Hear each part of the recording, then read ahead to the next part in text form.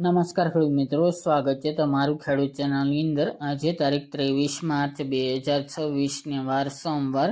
આજે આપણે થરાદ માર્કેટ યાર્ડના તાજા બજાર ભાવ જાણીશું, જેમાં જીરુના સૌથી ઊંચા ભાવ 4526 રૂપિયા નોંધાઈ રહ્યા છે। આજે ફરીવાર જીરુ બજારમાં સુધારો જોવા મળી રહ્યો છે। છેલ્લા 4-5 દિવસથી જીરુમાં ફરી સુધારા સાથે વેપાર જોવા મળી રહ્યા છે। માર્ચના એન્ડમાં હજુ પણ જીરુમાં સુધારો આવે તેવી સંભાવના રહેલી છે। બાકી અન્ય ચણસીના ભાવ સ્થિર જોવા મળી રહ્યા છે। તો ચાલો મિત્રો આપણે જાણી લઈએ કે આજે રાયડો, જીરુ અને અજમાના ભાવ શું ચાલી રહ્યા હતા।